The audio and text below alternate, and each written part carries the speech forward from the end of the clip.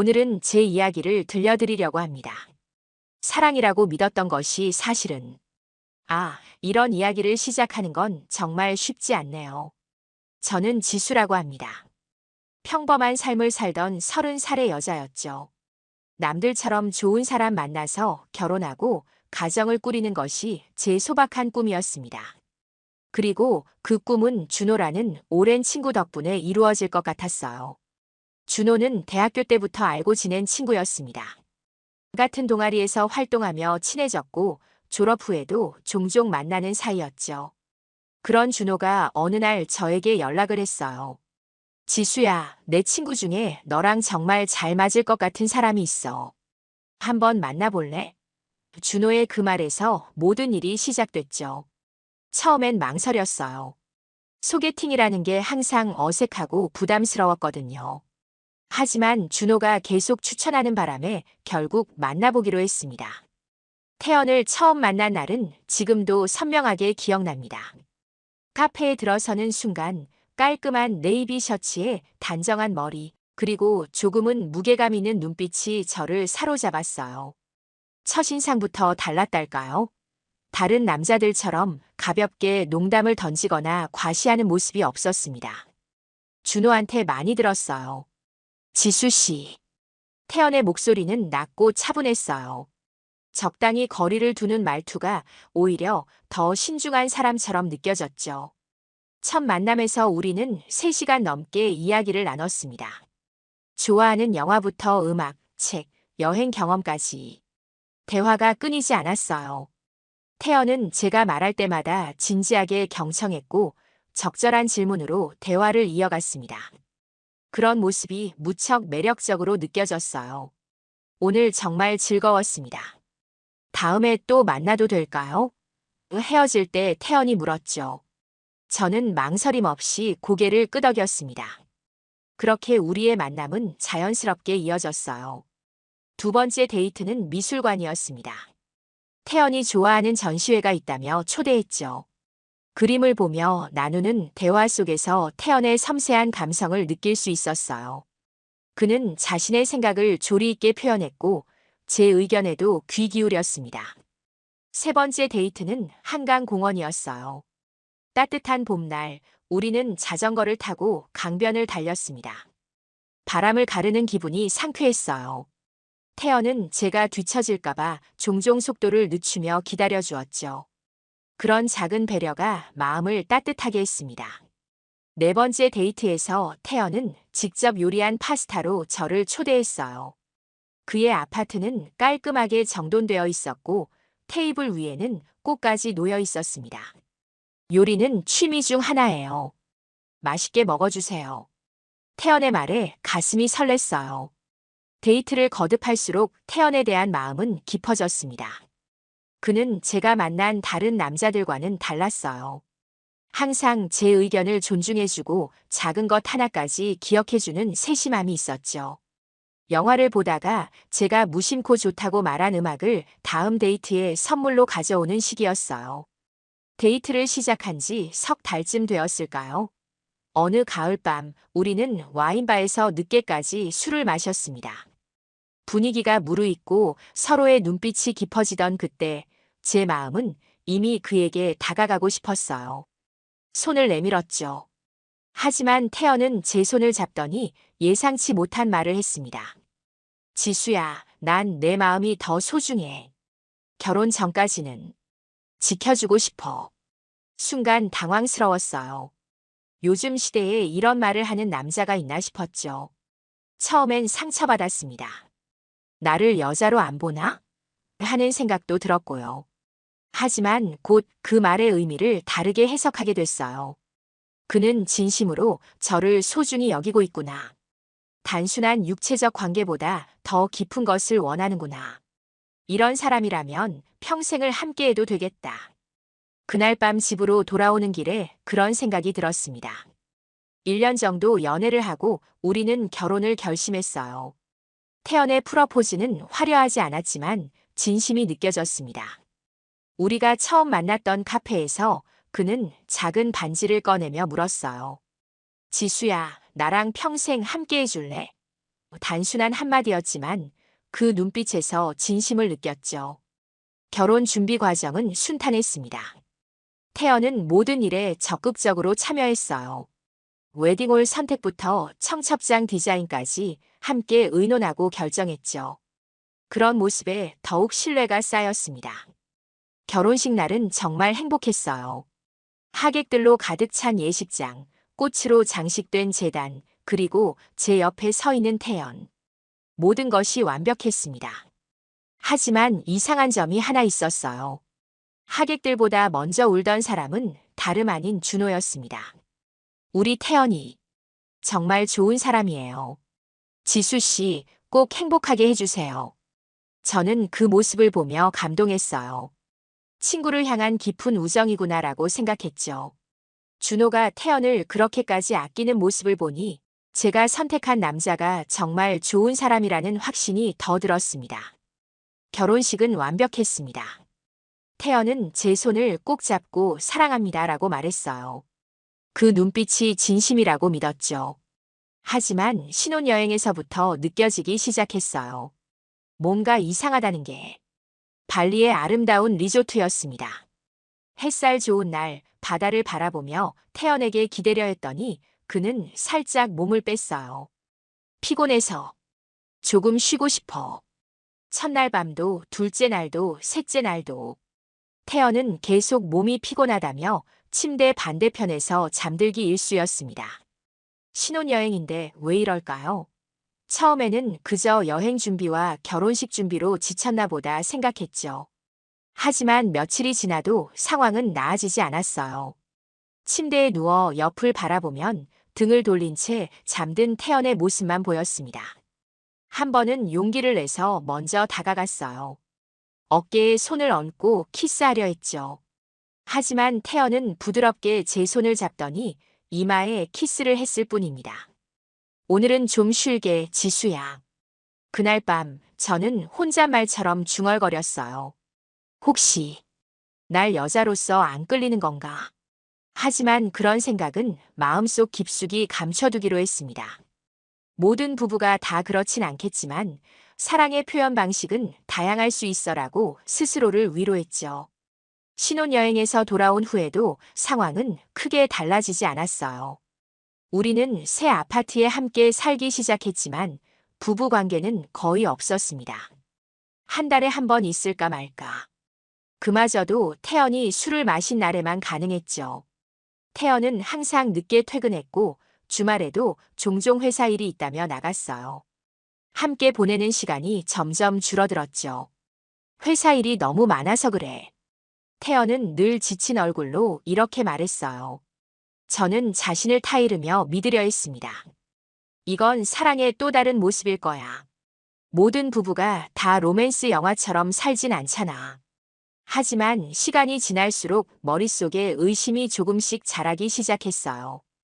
혹시 태연이 바람을 피우고 있는 건 아닐까? 그래서 어느 날 태연이 샤워하는 동안 그의 핸드폰을 살펴봤습니다. 죄책감이 들었지만 도저히 참을 수 없었어요. 그런데 이상했어요. 태연의 핸드폰에는 여자 이름이 하나도 없었습니다. 카카오톡 대화방도 대부분 회사 사람들이거나 준호와의 대화뿐이었죠. 너무 깨끗했어요.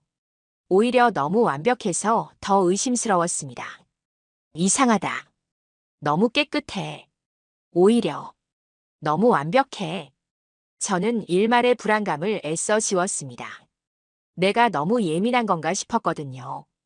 그런데 이상한 건 준호와의 잦은 만남이었어요. 주말엔 종종 골프를 간다고 하고 평일 밤에도 종종 야식 먹는다며 나갔습니다. 결혼 전에는 그렇게까지 자주 만나는 모습을 본 적이 없었는데 말이죠. 둘이 원래 그렇게 친했나? 의문이 들었지만 제 생각이 유난스러운 걸지도 모른다며 또 마음을 접었습니다. 남자들의 우정이란 게 그런 거겠지 하고요. 어느 날 저녁 태연이 또 준호와 만난다며 나갔어요. 저는 혼자 TV를 보며 시간을 보내고 있었습니다. 밤 11시가 넘어서야 태연이 돌아왔어요. 술 냄새가 진하게 났죠. 많이 마셨네. 제가 말했어요.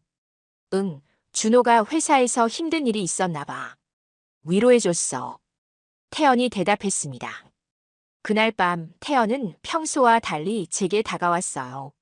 하지만 그의 눈은 어딘가 멍한 것 같았고 키스할 때도 다른 생각을 하는 듯 했습니다. 마치 의무감에 하는 것처럼요. 그 순간 마음이 아팠지만 저는 아무 말도 하지 않았어요. 그러던 어느 날 밤이었어요. 태연이 샤워하러 들어간 사이 거실 테이블 위에 놓인 그의 핸드폰이 진동했습니다. 무심코 봤는데 카카오톡 알림이 떠 있었어요. 오늘도 미쳤다. 내 냄새. 나 아직도 취했어. 보낸 사람은 준호였습니다. 순간 손끝이 차가워지는 걸 느꼈어요. 이건 농담일까? 친구 사이에 하는 장난일까? 그런데 뭔가 이상했어요. 그 메시지에는 다른 의미가 담겨 있는 것 같았거든요. 손이 떨렸지만 핸드폰을 집어들었습니다. 비밀번호는 우리 결혼 기념일이었죠. 카카오톡을 열자 준호와의 대화방이 나왔어요. 그리고 거기엔 더 충격적인 사진들과 대화들이 쌓여 있었습니다. 함께 누워있는 셀카 호텔의 벽지가 배경인 사진들, 그리고 알 수 없는 은어들로 가득했어요. 오늘 밤도 기다릴게. 지난번처럼 해줘. 아무도 모르게 조심하자. 숨이 막혔습니다. 다리에 힘이 풀려 소파에 주저앉았어요.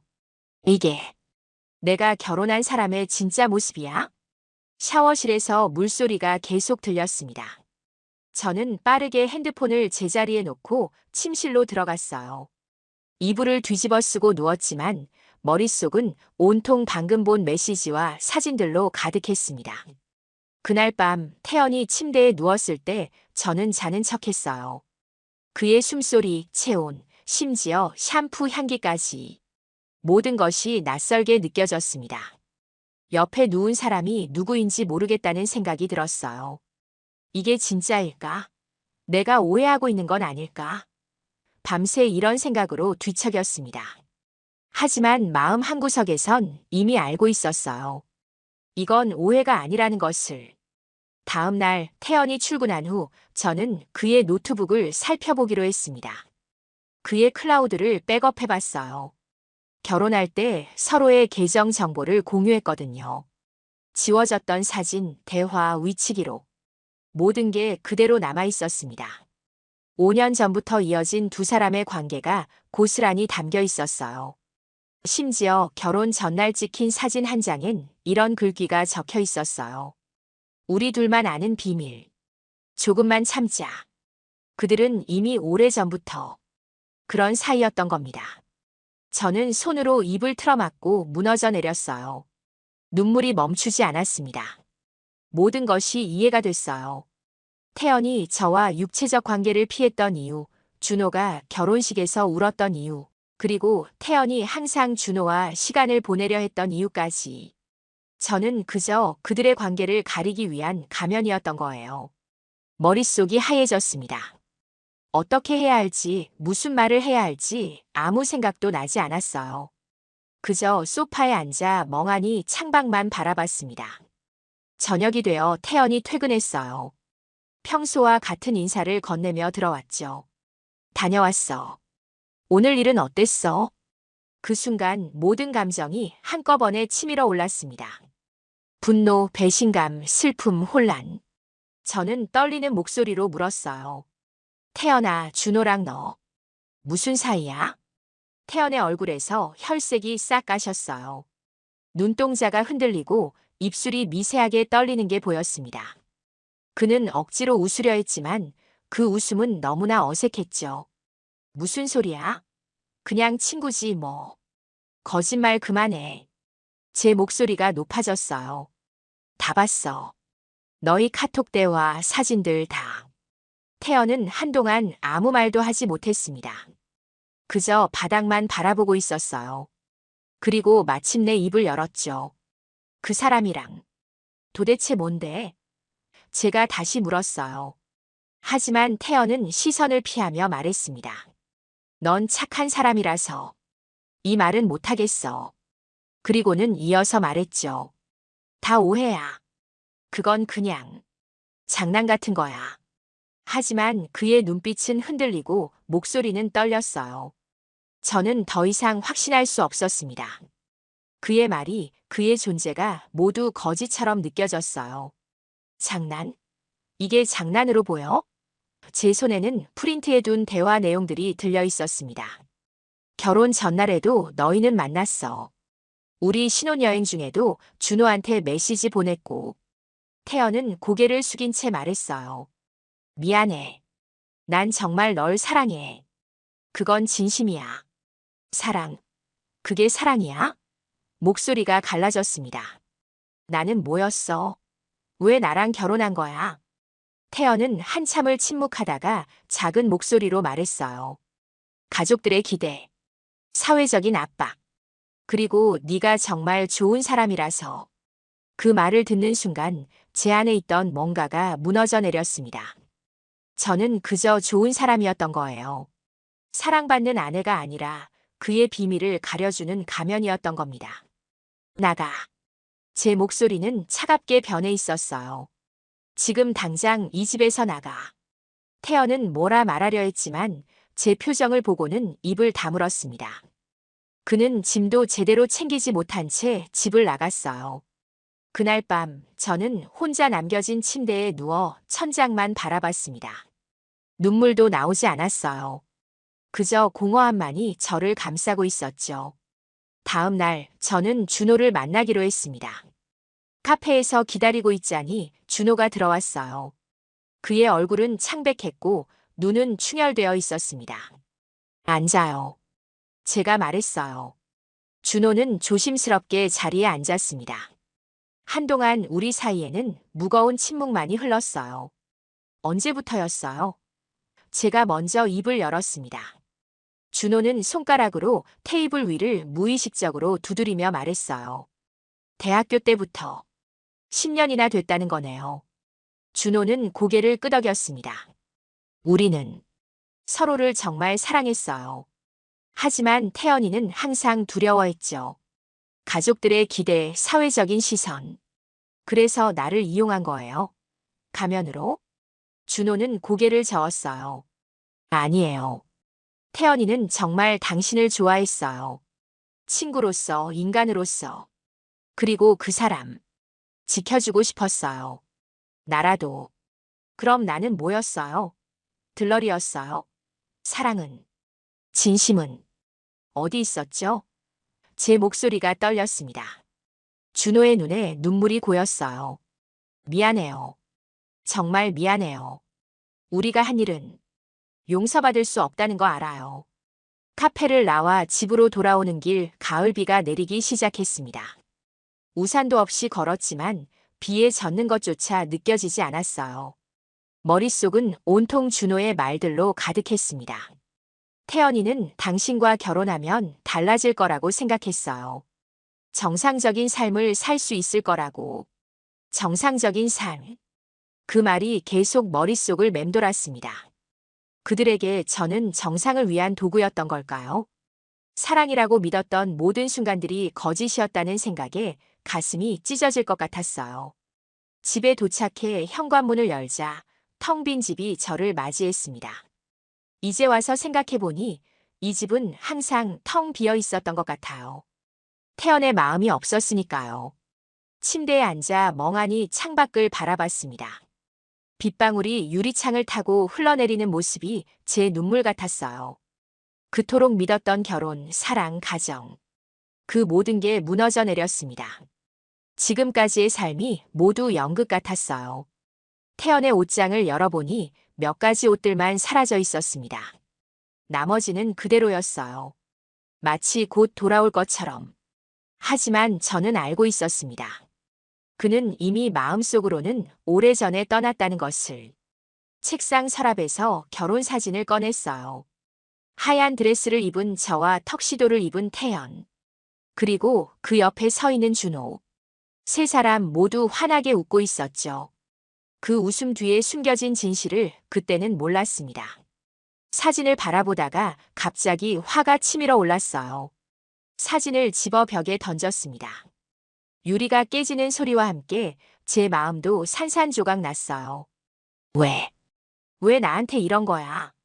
소리를 지르며 무릎을 꿇고 울었습니다. 이제야 눈물이 터져 나왔어요. 억누르고 있던 모든 감정이 폭발했죠. 그날 밤 저는 태연에게 문자를 보냈습니다. 이혼하자. 단 두 글자였어요. 그리고 곧바로 그의 답장이 왔습니다. 알았어. 미안해. 이렇게 끝나는 건가요? 3년의 연애와 1년의 결혼 생활이 이렇게 허무하게 끝나는 건가요? 다음 날 변호사를 만나 이혼 절차에 대해 상담했습니다. 변호사는 차분하게 설명해 주었어요. 재산 분할, 위자료 청구 가능합니다. 증거도 충분하고요. 하지만 저는 그런 것에 관심이 없었어요. 그저 빨리 이 모든 것에서 벗어나고 싶었을 뿐입니다. 이혼 서류를 받아들고 집으로 돌아왔습니다. 테이블 위에 서류를 펼쳐놓고 한참을 바라봤어요. 사인 한 줄이면 끝일까요? 그런데 마음은 텅 비어 있었습니다. 나는 이제 무엇을 믿어야 하지? 혼잣말처럼 중얼거렸어요. 그 사람에게 배신당한 건가? 아니면 처음부터 존재하지 않았던 건가? 지금 너무 힘들어요. 어떤 선택을 해야 할지 모르겠어요. 지금까지의 제 이야기를 들어주셔서 감사합니다. 정말 힘든 시간을 보내고 있어요. 제가 겪은 일을 요약하자면 저는 오랜 친구 준호의 소개로 태연을 만나 사랑에 빠졌습니다.